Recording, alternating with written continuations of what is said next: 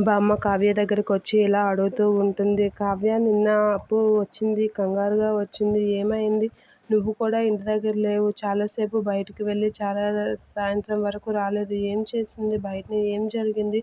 అని చాలా కంగారు పడుతూ అడుగుతుంది. అప్పుడు కావ్య ఇలా చెప్తూ ఉంటుంది. బామ్మ, నేను బయటికి వెళ్ళి ఇలా అడ్రస్ గురించి కనుక్కునే టైంలో అక్కడ ఒక ముఠా ఉంది. వాళ్ళు అమ్మాయిల్ని కిడ్నాప్ చేసి అమ్మేసేవారంట. నేను అప్పు అడ్రస్ ఇద్దరిమీ వేరే వేరే తోవలకు వెళ్ళిపోయాం. అదే టైంలో వాళ్ళు నన్ను చూసి కిడ్నాప్ చేశారు.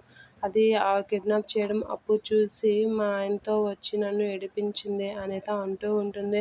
అవునా, నీకేం కాలేదు కదా కావ్య, దేవుడు ఉన్నాడు. ఎలాగైనా మీ ఇద్దరికి ఆ బంధం ఉంది కాబట్టి రాజు నిన్ను కాపాడాడు. రాజుకి నువ్వంటే ఎంత ఇష్టమో వాడు నిన్ను కాపాడేవాడికి ఇంటికి కూడా రాలేదు అని చెప్తూ ఉంటాడు. అవును బామ్మ, అతను ప్రేమ చూపిస్తున్నాడు కానీ ఈ నిజం బయటపడడానికి ఎప్పుడు బయటపడుతుందా అని నేను వెయిట్ చేస్తున్నాను అని అంటుంది.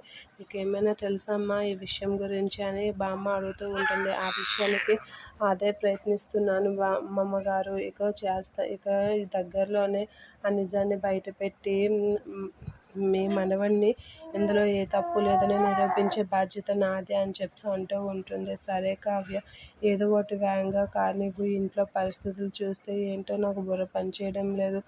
అప్పుడు ఎలా ఉండేది? ఈ అనామికకి పిల్ల అయిన తర్వాత నుంచి ఇంట్లో పరిస్థితి అస్సలేం బాగాలేదు.